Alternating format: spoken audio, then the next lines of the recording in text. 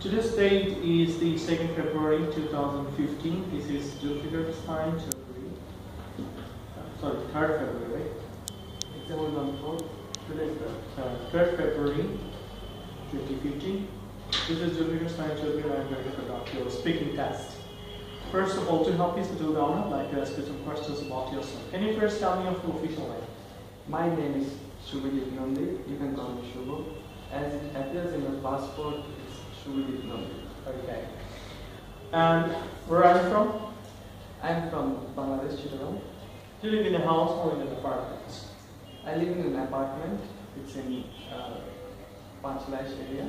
Okay. Do you like your neighborhood? My neighborhood is pretty good, I would say. The roads are pretty broad. We got a park nearby. And also there are a few temples and mosques as well. Okay, let's talk about cooking and kitchen. Can you describe the kitchen or cooking space where you live? In my apartment, the cooking space is a bit open. Like we have got a counter space, and from the dining area you can actually see the kitchen, and it's pretty spacious, I would say. At least two people can cook comfortably because multiple stoves. Who does the cooking in your household? Sorry? Who does the cooking in your household? In my house, it's mostly the maid, and occasionally my wife and my mother as well. Okay. How do you try and stay healthy with your food choices? I try to eat healthy, but to be honest, it's not active or conscious decision of me, because most of the times it's my wife or the maid who's making the dish choices. Okay, let's talk about eating out. Do you like the experience of eating out at a restaurant? Yeah, I do actually. Restaurant is I would say more of a piece of fresh air in terms of the busy life we have. I more enjoy the going out with the family together, and the food would be the secondary part, but actually going out together is most enjoyable. Do you prefer eating at a restaurant or eating at a friend's house?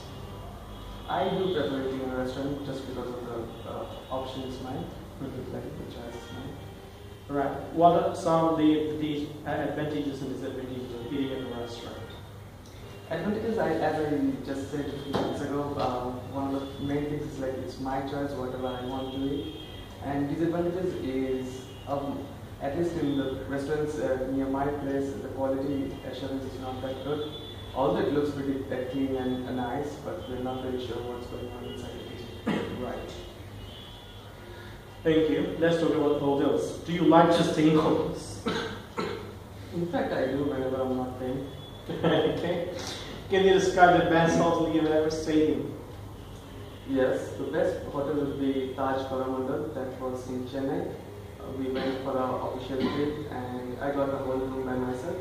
It had a double bed and a pretty big TV with a mini bar as well. So the room was pretty good, and the hotel had its own swimming pool, which I eventually didn't use. Right. What are some of the advantages and disadvantages of staying in a hotel? Advantages, I would say, the amount of facilities I could get, and location, I would say, is a pretty big thing. If I'm there for work purpose or someplace I know that I would be going later on. So if I'm choosing my own hotel, then I know how far or nearby it will be. Do you think that hotels are overpriced? Actually, I do. It seems pretty overpriced, but I know that they have a lot of overhead costs, because ultimately they are paying for all the rooms and all of this, and that's how they are charging. Thank you very much. Now I'm going to give you a card, and the card is on the topic, and you also find some guiding questions. Based on that, you have to prepare a talk for 1 minute, and you have 1 minute time to take notes. Here's the topic: to describe the effort where you spend some time. Remember, you are allowed to speak for 1 or 2 minutes, so don't worry, you will stop in the middle.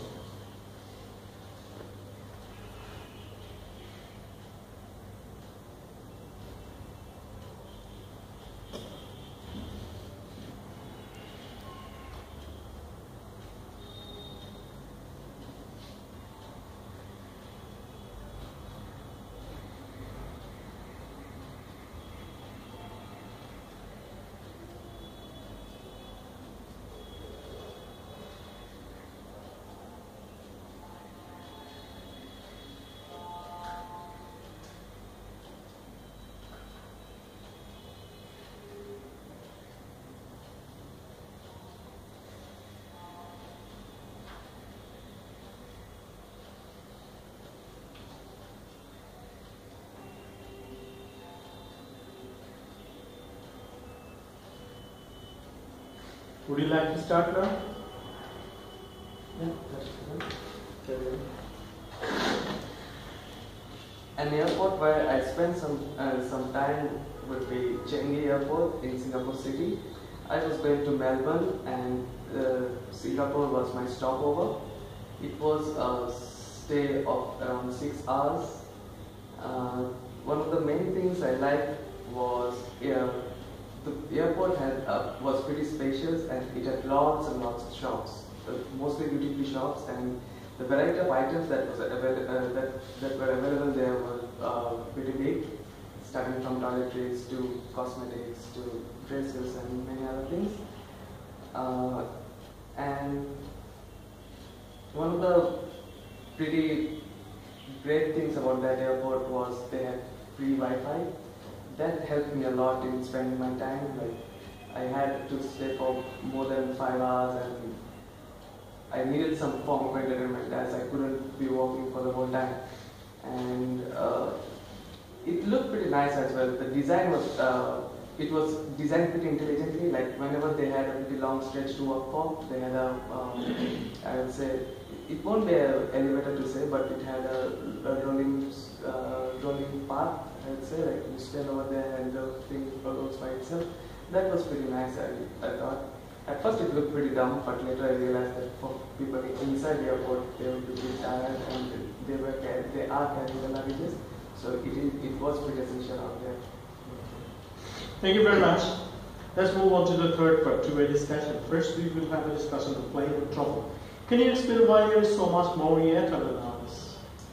Firstly, I would say the globe is getting smaller in the way people are traveling a lot more to faraway places for different reasons, maybe for studies, for business, or maybe for travel and leisure. And air travel is actually making the travel time much shorter, so it's a more feasible way. In a sense, the time is taken much less, and price is also getting cheaper. Okay. Do you think the rise of the budget airline is a good or bad thing for our society? For our society, I would say it's a good thing. Just because as the prices go down, more people from the middle class society, the part of the society that is the most populous by number, are in a position where they are able to afford air travel more. And as they are being able to afford their air travel, they are traveling more, I would say. By traveling to faraway places and maybe internationally. Yeah. Can you predict what changes might occur in the airline industry over the next 50 years? Which industry? The airline industry. Airline industry? Next 50 years, I think the trend of cheaper airfare will be continuing in the coming decades as well. And another thing I would predict is the way people are booking their tickets. That will, I would say, would be completely online, and just because the things that the amount of problem people do face when they are not booking the ticket online is not actually worth going through. Whenever there is an option to pay also online and look for your tickets and check your fares from different airlines. What are some of the main dangers of air travel? Main dangers? Actually, as per statistics, air travel is one of the safest of all the modes of transportation available to human beings. Still, people are more paranoid just because the accidents happen. Whenever an accident happens, it gets all over the media, and usually the number of surviving people is almost zero. That is pretty scary when you look at the report. But other way, the number of people that are traveling in a period of time, within a year, and the number of people that are dying from air travel is actually pretty less. Let's talk about fossil fuels. What impact will the unsustainable use of fossil fuels have on the airline industry? Airline industry, if the airline industry continues to use the fossil fuels as their primary source of fuel, the price of air tickets will be pretty difficult to keep low, as we know that fossil fuels are gonna finish up someday, and whenever the supply is less than the demand, the price goes up. and in that way the ticket prices would go up, and also it has a negative impact on the environment as well. What do you feel are the best alternative options to fossil fuels in your country? My country would be one of the great things would be hydroelectricity, and to some extent I would say tidal energy as well, because we have a pretty long shoreline. In fact, we have got the largest coastline in the world. Right. Can you compare the advantages and disadvantages of wind power, hydroelectric power? Wind power, advantages of both of these, it's clean energy, and it is also renewable. Renewable in the sense that the time to take actually to consume the whole thing is almost negligible to the time we are going to spend on the earth, the humans.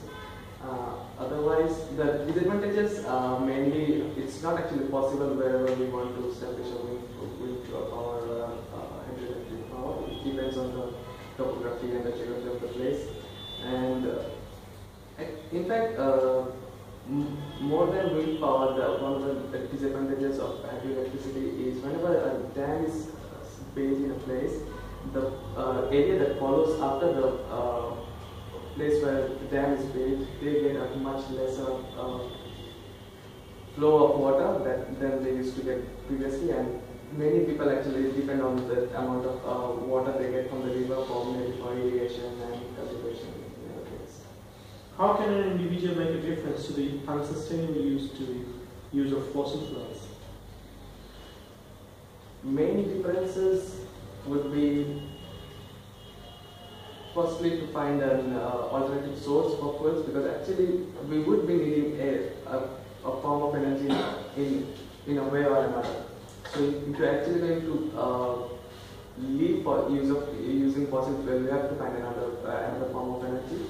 Most promising, as it looks to me right now, is nuclear power, and I think the amount of energy it provides from a small amount of raw materials is pretty significant, and that should be sufficient for a pretty long time. Thank you very much, Professor.